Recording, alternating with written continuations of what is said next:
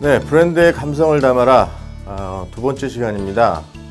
오늘은 메타포의 두 번째 비밀, 캐릭터라이즈에 대해서 살펴보겠습니다. 캐릭터라이즈 하면 쉽게 이해가 되시죠? 플롯보다는 좀 쉬운 단어입니다. 인물 창조, 주인공을 만들어내는 그런 방법입니다.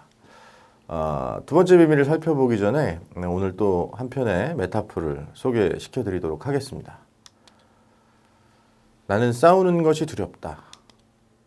맞는 것이 두렵고 지는 것이 두렵다. 싸우다 죽는 것보다 불구나 페인으로 사는 것이 더 두렵다. 그럼에도 나는 매번 더 강한 적을 찾아 나선다. 우리 1장에서 배웠던 기승전결이 바로 이 네 문장 안에 담겨 있죠. 근데 이 이야기를 한 사람이 과연 누굴까요? 놀랍게도 여러분, 황소의 뿔을 부러뜨릴 정도의 괴력을 가지고 있었던 바람의 파이터 최배달 이야기입니다. 재밌죠? 그렇게 강력하고 강한 힘을 가지고 있는 사람이 싸움에 임하던 자기의 태도가 두려움이었어요. 그런데 이 사람은 그 두려움을 극복하기 위해서 스스로를 단련시켰던 사람입니다. 저는 오늘 두 번째 시간인데 두려운 마음으로 이 자리에 섰습니다. 첫 번째 시간을 여러분이 어떻게 느끼셨는지 잘 모르겠고 얼마나 도움이 되셨는지 잘 모르겠어서 솔직히 두렵습니다. 그래서 그 두려움을 극복하기 위해서 이야기 한 편을 먼저 들려드리고 시작하도록 하겠습니다. 여러분 뮤지컬 좋아하십니까? 세계 4대 뮤지컬이 혹시 뭔지 아세요? 아시는 분들도 아시겠지만 또 팬텀 오브 더 오페라, 지금 보고 계신 화면에 있는 팬텀 오브 더 오페라가 그 중에 한 편이고, 캐치, 그리고 미스 사이공, 그리고 마지막으로 얼마 전 영화로 개봉돼서 큰 호응을 얻었던 레미제라블, 이 네 편이 세계 4대 뮤지컬이라고 불리는 작품입니다. 그 중에도 이 더 팬텀 오브 더 오페라가 가장 오랫동안 기억되고 가장 많은 관객이 본 뮤지컬입니다. 여러분 이 팬텀 오브 더 오페라는요, 이 팬텀이라는 정말 불운한 천재의 이야기를, 이 천재의 사랑 이야기를 다루고 있는 작품이에요. 원래 프랑스의 원작 소설이 원작이고요. 그 작품을 앤드류 로이드 웨버라는 영국의 작곡가가 뮤지컬로 재탄생시켰죠.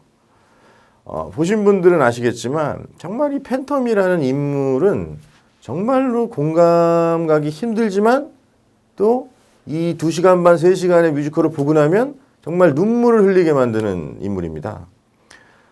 건축의 천재, 음악의 천재, 그리고 마술의 천재로 태어났어요. 그런데 외모는 정말 흉측한 괴물로 태어났죠. 그래서 지하에 숨어 살게 되죠. 하지만 정말 사랑하는 사람을 만납니다. 크리스틴이라는. 그 사랑하는 사람을 위해서 자기의 음악을 만들어서 그 여자를 위한 음악을 작곡하고 그 여자를 최고의 스타로 만들어주지만 그 여자는 결국 백마탄 왕자를 쫓아가게 되죠. 하지만 그 복수를 위해서 칼을 갈았던 팬텀이 마지막에는 그 여자를 용서하고 그리고 그 여자를 위해서, 그 여자의 사랑을 위해서 자기를 희생하는 이야기입니다. 마지막에 그 팬텀이 부르는 크리스틴 I love you라는 대사 하나가 정말 오랫동안 25년이 넘는 세월 동안 사람들의 기억 속에 남아 있는 거죠. 이 뮤지컬 얘기하면 굉장히 많은 스토리가 있지만 그 중에 이 팬텀 오브 더 오페라가 성공한 가장 큰 이유 중에 하나는 이 작품을 크리에이팅한 앤드류 로이드 웨버라는 작곡가의 이야기와 뗄래야 뗄 수가 없습니다. 여러분 그 앤드류 로이드 웨버는요 19살에 뮤지컬 작곡을 시작한 사람이에요. 어떻게 보면 천재입니다, 이 사람도. 그런데 그 당시 영국의 뮤지컬계는 미국 브로드웨이 뮤지컬이 장악하고 있었던 그런 시기예요. 근데 그리고 또한 영국이라는 나라가 또 굉장한 클래식의 나라고 굉장히 그 클래시컬한 예술들이 대접받던 나라였습니다. 그래서 뮤지컬이라는 신종 장르는 그렇게 대접받지 못하던 시기였죠. 그런데 이 사람은 웨버는 뮤지컬을 하고 싶었고 그 뮤지컬로 대접받고 싶었고 인정받고 싶었던 겁니다. 어떻게 보면 이 팬텀이라는 인물이 처해 있는 상황과 자기의 상황이 정확하게 일치했던 거죠. 여러분 이 팬텀 오브 더 오페라 첫 장면을 보시면 기존의 뮤지컬에서 보기 힘들었던 엄청난 악기가 나와요. 파이프 오르간으로 노래를 연주하거든요. 여러분 당시 뮤지컬에서는 파이프 오르간을 연주하는 뮤지컬이 없었습니다. 또한 뮤지컬이 탄생하게 된 원류인 오페라에서도 파이프 오르간이라는 악기를 동원할 생각을 감히 하지 못했어요. 근데 이 웨버는, 그 젊은 웨버는 그 오페라와 비견되는 또 하나의 장르로 뮤지컬을 만들기 위해서 파이프 오르간을 동원합니다. 그리고 엄청난 무대장치, 그리고 엄청난 음악. 그래서 결국 오페라를 뛰어넘는 뮤지컬의 신화를 이룩하게 되죠. 제가 드리고 싶었던 말씀의 본질은 크리에이터의 그런 영감과 자기가 처해 있는 상황이 작품에 그대로 녹아날 때 그 주인공이 살아나게 된다는 겁니다. 여러분, 이 팬텀의 눈물, 이런 눈물이 느껴지시면 어떻게 하면 우리의 브랜드를 이 팬텀처럼 수십 년 동안 사람들의 심장에 기억시킬 수 있을까라는 것을 고민해 볼 수 있겠죠. 그 방법을 오늘 찾아 떠나보겠습니다. 그 전에 또 한 인물을 좀 소개시켜 드리고 싶어요. 누군지 잘 모르겠죠. 그림 딱 보시면 일본 사람 아닌가? 이런 생각은 드실 겁니다. 이 사람은 우에스기 요잔이라는 사람입니다. 존 F 케네디가 가장 존경했던 인물입니다. 놀랍죠? 미국의 대통령이었던, 일국의 대통령이었던 사람이 가장 존경한 사람이 미국 사람이 아니었어요. 일본 사람이었습니다. 그리고 일본의 요미우리 신문사가 선정한 일본의 가장 이상적인 리더라고 꼽혔던 사람이에요. 우에스기 요잔 하면 잘 모르시겠지만 소설 불시로 말씀드리면 많이 기억하실 겁니다. 가난한 지역의 영주였던 한 인물이 젊은 영주에서 이 도시를 가장 번성한 도시로 만들어내는 그 과정, 일련의 과정을 다루고 있습니다. 이 사람이 가지고 있는 목표는 신념과 용기를 가지고 밀어붙이면 반드시 길이 열린다라는 겁니다. 여러분 캐릭터라이즈, 플로팅 굉장히 어려워 보이시지만 여러분이 내 브랜드의 감성을 담겠다는 신념 그리고 용기를 가지고 한번 밀어붙여 보시면 반드시 내 브랜드의 길이 열릴 거라고 생각합니다. 자, 시작하겠습니다. 제 2장 메타포의 두 번째 비밀, 캐릭터라이즈입니다. 한글로는 어렵게 번역하지 마시고 주인공을 만들자라고만 기억하시면 될 것 같아요. 자, 그럼 오늘도 메타포의 성공 사례를 한번 살펴봐야 되겠죠. 여러분, 오늘의 성공 사례는 아디다스입니다. 여러분, 아디다스 잘 아시죠? 세계 최고의 스포츠 브랜드 중에 하나입니다. 여러분, 아디다스의 경쟁 상대가 어딜까요? 당연히 나이키죠. 아디다스는 어느 나라 브랜드입니까? 잘 아시다시피 유럽에 있는 독일이란 나라의 브랜드입니다. 여러분, 그러면 아디다스가 오래됐을까요? 아니면 나이키가 오래됐을까요? 아디다스가 훨씬 오래된 브랜드입니다. 여러분, 지금부터 제가 설명드리는 이 아디다스 이야기 듣고 나시면 아마 신발 고르실 때 나이키가 아니라 아디다스 고르게 되실 거예요. 왜냐하면 캐릭터라이즈를 굉장히 브랜드에 잘 담아냈기 때문입니다. 아디다스는 100년이 넘은 브랜드입니다. 유럽의 강자예요. 전 세계 시장을 호령하고 있었습니다.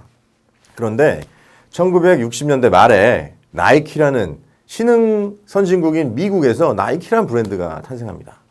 나이키는 이 필립 나이트라는 사람이 만든 스포츠 브랜드죠.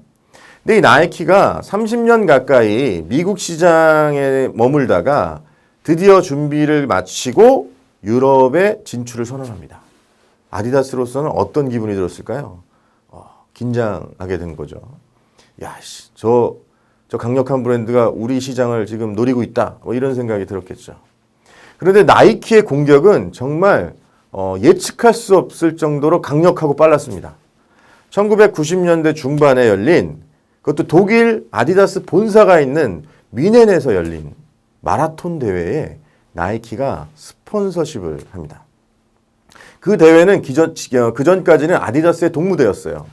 그런데 나이키가 어느 정도로 물량 공세를 퍼부었냐면 성적이 상위 1위부터 100위까지인 선수의 모든 선수의 스폰서십을 합니다.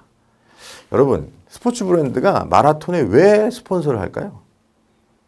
마라톤이 여러분 아시다시피 2시간에서 4시간까지 뛰는 경기입니다. 그 경기 내내 카메라로 선수들을 찍죠.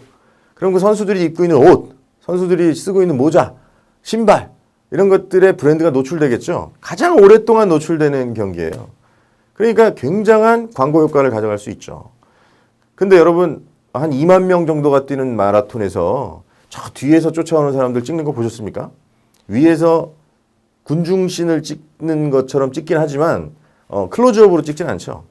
앞에 상위권 선수들만 찍습니다. 근데 그 상위 1위부터 100위까지를 나이키가 다 독점해버린 거예요. 아디다스는 그때 어떤 느낌이었을까요? 들려오는 얘기로는 절망하고 있었습니다. 근데 바로 그때 아디다스의 30대 초반의 젊은 2명의 마케팅 매니저가 사장실 문을 노크하고 들어갑니다. 사장님은 뭐 하고 있었을까요? 들리는 풍문에 의하면 낮술 먹고 있었대요. 그런데 이 2명의 매니저가 사장실 문을 노크하고 들어가서 이런 이야기를 합니다. 사장님, 지금 우리가 이러고 있을 때가 아닙니다. 사장이 귀가 번뜩했겠죠? 야, 그럼 뭘 어떡하자는 거냐? 사장님, 지금 우리가 실망하고 절망하고 있을 때가 아닙니다. 저희가 잘 분석해 봤습니다. 지금 나이키는 엄청난 실수를 하고 있습니다. 사장이 이렇게 질문했겠죠. 아니 나이키가 무슨 실수를 한다는 거냐. 우린 뭐 더 이상 이번 마라톤 대회에서 아무것도 할 게 없다. 사장님, 나이키는 마라톤의 본질을 잘못 알고 있습니다. 그게 무슨 소리냐. 사장님, 저희가 한번 분석해 봤습니다. 마라톤이 어떻게 생긴 스포츠입니까? 어떻게 탄생했습니까? 페르시아군, 그 엄청난 페르시아군에 맞서 싸웠던 그리스 연합군의 승전 소식을 전하기 위해서 한 병사, 필리피데스라는 병사 한 명이 42.19km를 뛰어서 마라톤 평야를 뛰어서 빅토리즈 아워스를 외치고 죽은 그 감동의 이야기를 기억하기 위해서 생긴 스포츠 아닙니까? 맞다. 근데 사장님, 그때 그 필리피데스가 혼자 뛰었습니까? 여러 명이 같이 뛰었습니까? 라는 질문을 하게 됩니다. 여러분 마라톤의 전설을 잘 아시죠? 그때 필리피데스라는 병사는 혼자 뛰었어요. 그리고 결국 죽음을 맞이합니다. 거기서 이 젊은 2명의 매니저는 본질을 찾아낸 거죠. 마라톤은 타인과의 경쟁이 아니라 자신과의 경쟁이다. 나이키는 지금 마라톤이라는 스포츠를 타인과의 경쟁으로 바라보고 있다. 하지만 우리는 마라톤의 본질은 자신과의 경쟁이라고 생각한다. 이 컨셉으로 이번 위기를 돌파해보자라는 이야기를 합니다. 그런데 여러분 이런 본질 얘기하면 사장님들이 좋아하실까요? 본질만 얘기하면 안 됩니다. 방법도 함께 얘기해야 되겠죠. 그래서 어떻게 하자는 거냐. 사장님, 그래서 저희가 출전 선수 2만 명을 한번 분석해 봤습니다. 그런데 가장 나이가 많은 출전 선수를 찾았습니다. 지금 여러분이 화면에서 보고 계시는 바로 이 노인입니다. 이 노인은 당시 나이가 50살이 넘었어요. 여러분, 그리고 평균 마라톤 기록이 3시간 57분입니다. 이 사람이 과연 우승하려고 이 마라톤 대회에 출전했을까요? 아니죠. 자신과의 경쟁을 위해서, 스스로와의 싸움을 위해서 이 마라톤 대회에 출전한 겁니다. 사장님, 이 노인을 우리의 모델로 써야 합니다. 이 노인을 찾아가서 이 마케팅 매니저 2명이 광고 모델 제의를 해요. 우리의 모델이 되어주세요. 그리고 한화로 당시 500만 원 정도 되는 광고비를 제안합니다. 이 노인은 어떤 기분이었을까요? 이게 웬 떡이냐? 나에게 이런 모델 제의가 오다니. 그리고 굉장히 유명한 말을 남겼대요. 모델을 하겠다. 그런데 계약은 무르기 없기다. 뭐 이런 얘기를 남겼답니다. 농담이고요. 그래서 이 아디다스는 마라톤 대회가 열리기 전날 이 사진을 그대로 전 신문에 광고로 내보냅니다. 그리고 하단에 아디다스 로고만 박아서 내보냅니다. 여러분, 반응이 어땠을까요? 도대체 이게 뭐냐? 지금 나이키는 상위 1위부터 100위까지 우승 후보들 놓고 막 인터뷰하고 이러고 있는데 우리 아디다스 뭐 하는 거냐? 이런 반응이었겠죠. 그리고 다음날 마라톤 대회가 열립니다. 결과는 어땠을까요? 우리가 보던 뭐 영화나 드라마의 감격적인 이런 감동적인 것처럼 이 노인이 우승을 했을까요? 그럼 참 좋았겠지만 현실은 그렇지 않죠. 예상대로 나이키가 스폰했던 후원했던 1위부터 100위까지의 선수들이 상위권으로 결승점을 통과합니다. 그리고 이 노인은 당시 기록 4시간 57분의 기록으로 결승점을 통과합니다. 그리고 아디다스는 이 노인의 사진을 다시 한번 찍습니다. 결승점을 통과하는 이 노인의 모습을. 그리고 마라톤 대회 다음 날 다시 신문에 광고를 내보냅니다. 그런데 그 광고에는 이런 멘트를 함께 내보내게 됩니다. 마라톤은 타인과의 싸움이 아니라 자신과의 싸움입니다. 저 옛날 홀로 마라톤 평원을 달려 승전보를 전했던 필리피데스의 죽음처럼 우리는 자신과의 경쟁에서 승리한 이 노인을 응원합니다. 그것이 바로 스포츠의 정신이기 때문입니다. 스포츠는 살아있다. 아디다스.